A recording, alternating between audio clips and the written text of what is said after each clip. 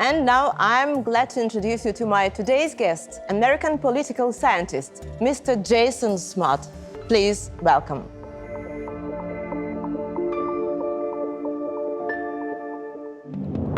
Watch this. So, Mr. Smart, pleasure to talk to you today. Thank you for joining our studio. So my first question is, recently, we've seen how Vladimir Putin has become more active in his international negotiations. First, Xi Jinping, Kim Jong-un, and now there are two visits to United Arab Emirates and Saudi Arabia, and the visit of the president of Iran to Russia. What do you associate it with, and what is Putin agreeing on? What do you think?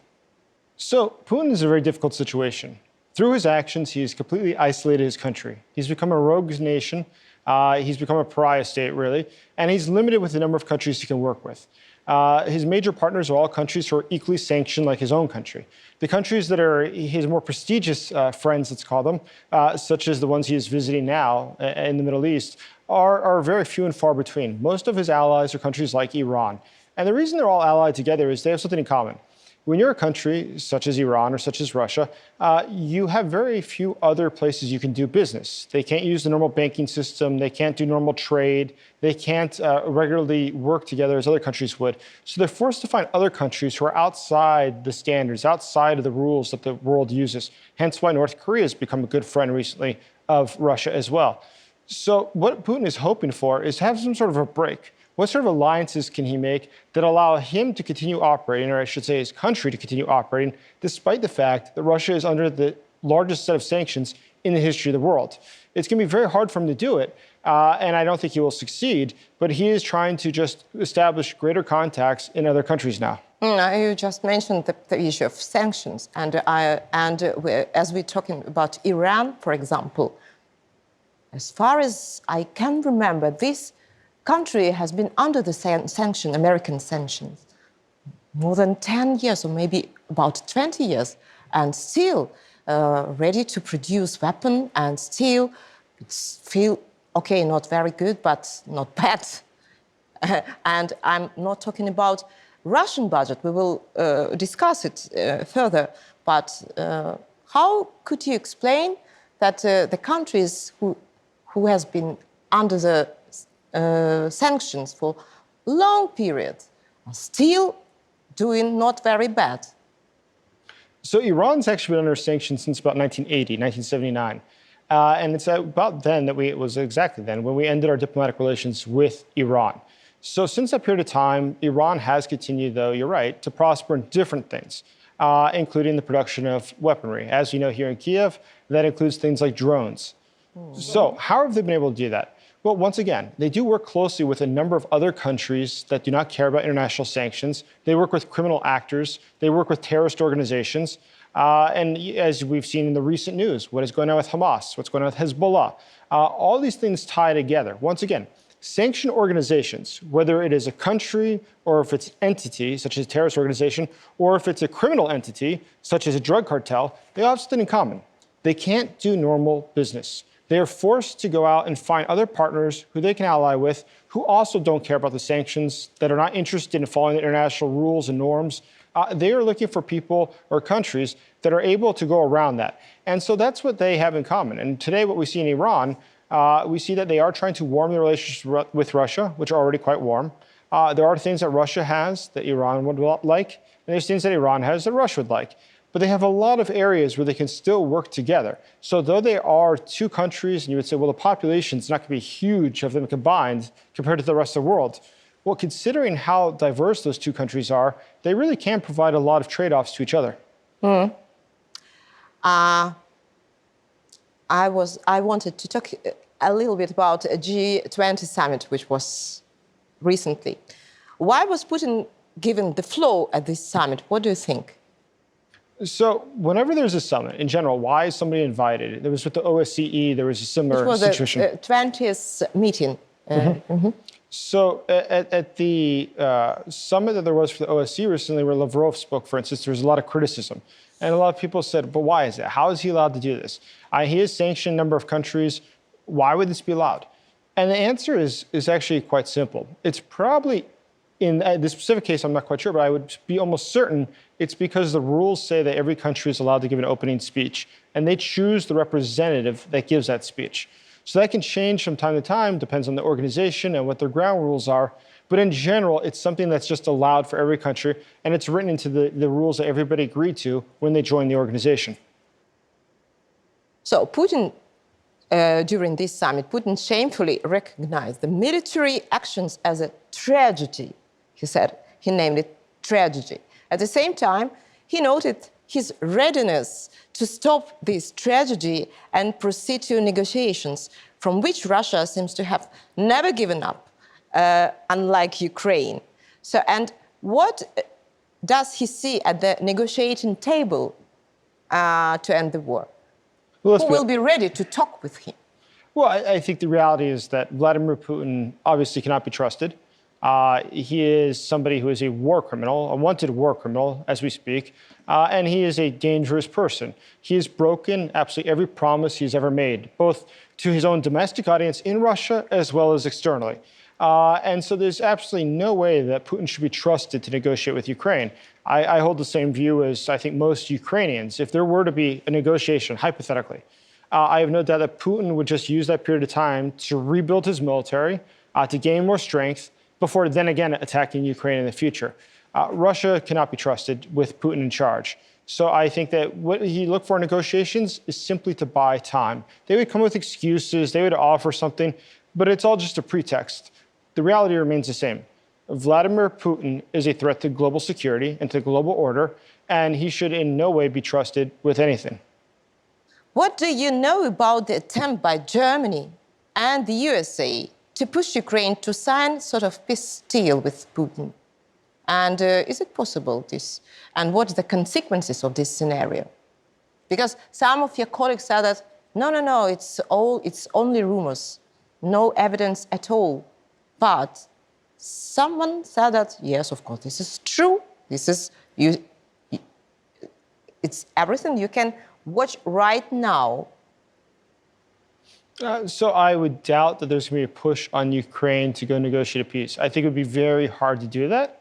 I think it would be very unrealistic, given a lot of circumstances, domestically and here in Ukraine, but also on the side of Russia.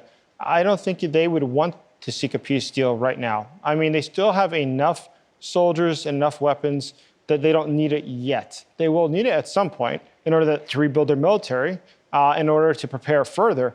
But I don't think the moment's arrived yet. I think more likely Russia is simply trying to probably spread these rumors in order to create this interest or to distract the public from what is going on. The fact of the matter is that Vladimir Putin has stated before that his goals were to destroy the Ukrainian state, to replace the government, to occupy significant parts of the country, including Kiev. And according to all the assessments that have come out in the last year from the US government, Vladimir Putin's objectives have not changed. In no way has he changed his opinion. So based upon that, I think that we have to be realistic and say that it would be very unwise to begin any sort of negotiations. That being said, the position of the United States and of the Biden White House this whole time has always been the same. The decision as to when there will be peace is up to the Ukrainians completely. And America supports the Ukrainians in whatever decision they make. But if it's just like you said, that why is this situation in the US Congress regarding the aid to Ukraine? If it's clear that the Putin's plan is clear, he wants to grab to see significant part of Ukraine, and he will not stop. He will not stop here. And the president of the United States, Joe Biden, said it out loud, and not only one time, but during long periods since the beginning of the Russian full-scale invasion of Ukraine. I don't understand. Please, it looks like the world is unfair. Everybody understands that Putin is a very bad guy, but everybody understands that Ukraine needs to be supported. And nothing has changed. So the US Congress, why is it going slow? There's a few different reasons. As you know, I just arrived back from Washington, D.C., where I was for a couple of months, specifically looking at issues related to Ukraine. And what I noticed is that I think that there is still strong support with the decision makers in America for Ukraine and for funding for Ukraine. And the polling shows that, the statistics show that. especially those who are informed about the situation in Ukraine, are very supportive. The Speaker of the House, for instance, a Republican, very close to Trump, he himself has said that he understands that we must stop Putin now before he poses a greater threat to the rest of Europe. So I anticipate that the Republicans will, in the end, be able to vote in favor of more weaponry for Ukraine. It's simply not in anyone's interest, and certainly not the U.S.'s interest either, that Putin has a free hand and feels that he's empowered or that the United States is not willing to stand up to him. It's all the contrary. I mean, Russia is a very poor, impoverished country. The military is very backwards compared to the U.S. military, obviously. And so we should be able to flex muscle and show our strength without any fear of Putin's repercussion. And so I don't think that the Americans are worried about that. I think that simply the news cycle, a lot's going on in America. We have our own elections for president next year.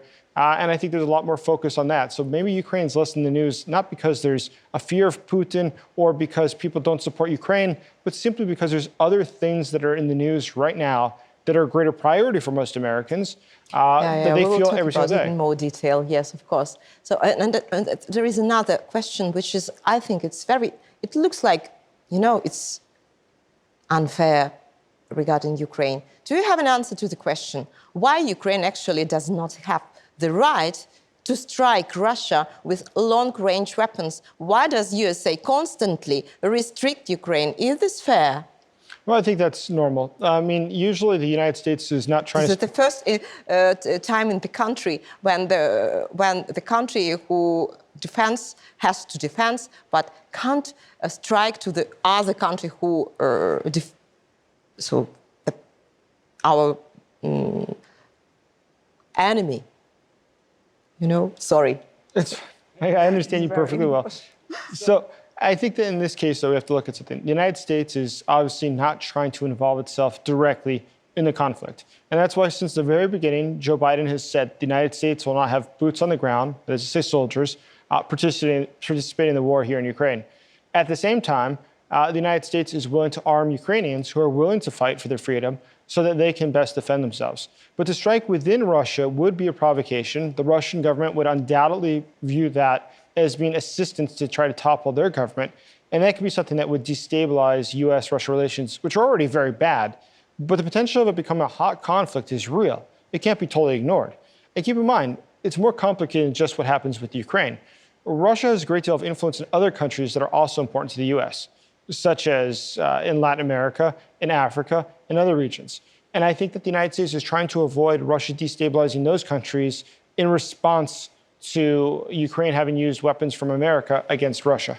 What do you think? The nuclear threat, is it affect too much of the states if we are talking about Russia? As you said, that the United States doesn't want to provoke Russia to use nuclear weapon.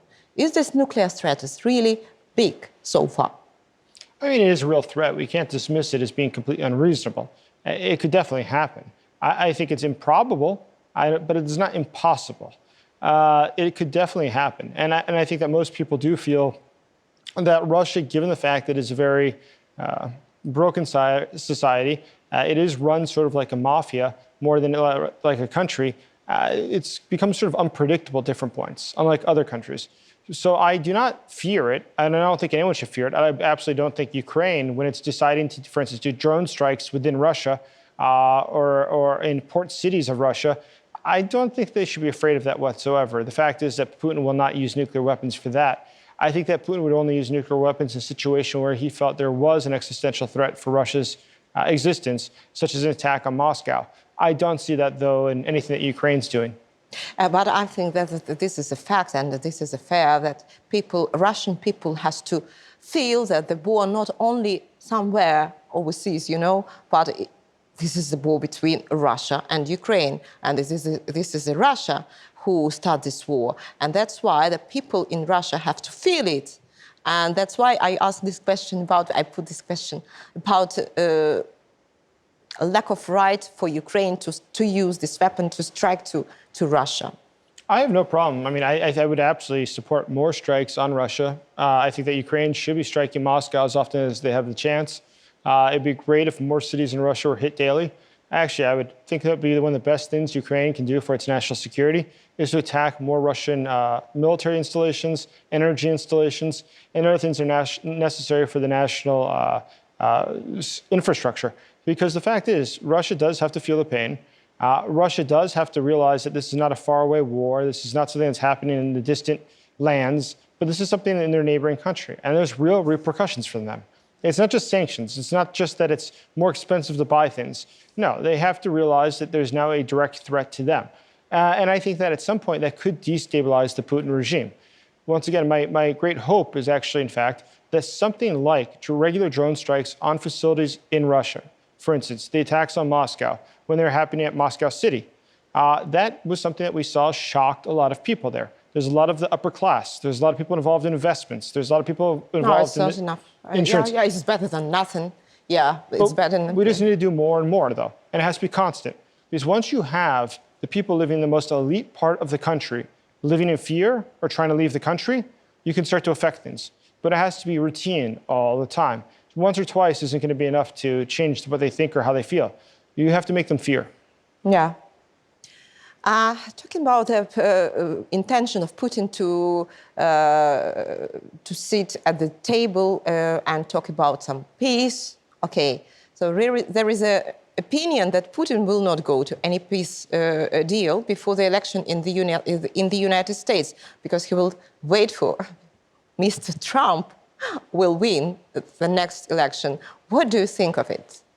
Well, one, I think it's improbable that Trump will eventually come back to the White House. It is possible. The polling numbers would show that. But given the number of legal processes he has currently against him, I think it's going to be very hard for him to do.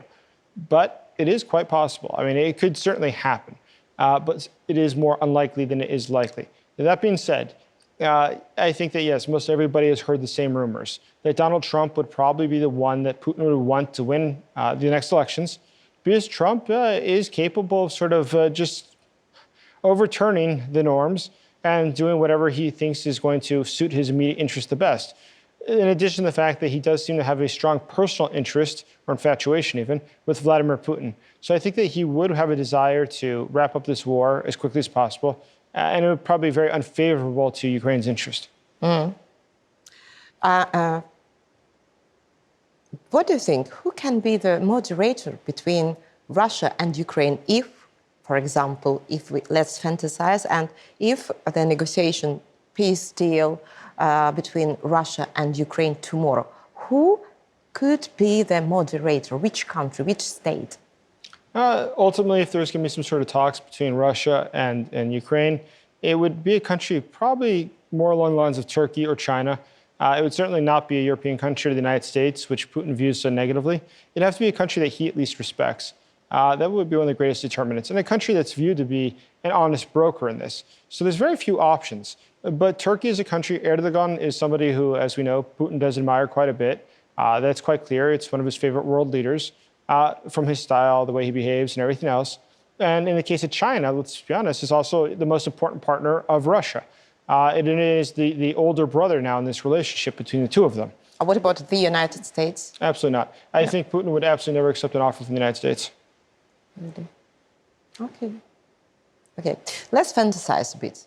If we now conclude some kind of peace deal with Russia, then with a high degree of probability, it will be a truce which Putin will use to strengthen his military power.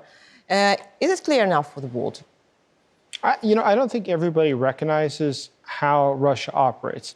I think they think that it's like most normal countries where the government worries about its own citizens or worries about how to improve their country, and Russia doesn't. Vladimir Putin obviously has no interest in what happens to his people, how they live, their quality of life. He steals from them. He is by far the richest person in the world, I would bet, as are the other people in his government. I mean, his ministers are some of the richest people in the world because they endlessly steal from the Russian people. And unfortunately, he does use them sort of like livestock. He has no problem dispensing them to Ukraine to die as cannon fodder. So ultimately, what would happen? Yes, Putin would undoubtedly just use the time, if there was peace talks, to then rebuild his military and prepare for new attacks against Ukraine. I see no reason to believe that his intention to destroy Ukraine has changed.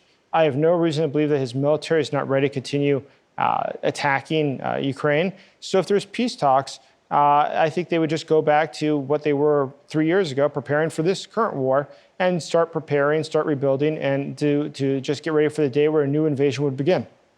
There is another topic which I'd like to discuss with you. Don't you think that peace can only be achieved, if we are talking about a peace topic, yeah? Don't you think that the peace can only be achieved in a package with Ukraine's admission to NATO or some other severe Western guarantees? No one understands what guarantee there can be. Yeah, there may be, and no one is ready to accept Ukraine into NATO here and now. At the same time, it is already known that military expenditures have already been declared in the Russian budget, and they are twice as high as Ukrainian ones. And for me, it looks like vicious circle, you know?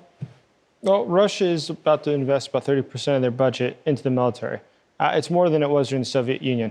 It's a significant investment. And Russia will continue to do that because, like all these other dictatorships, same as North Korea, the people of North Korea live in hunger, yet the military keeps developing ballistic missiles. The reason for that is very simple. The dictator is not very interested in how his people live. His only objective is to assure his own security. And the way he assures his own security is by making sure he's able to have the weapons to fend off anyone who were to advance upon him or to pose a risk to his regime. So I have no doubt that that is exactly what Putin would do too, or is doing, is robbing his own people and developing his military.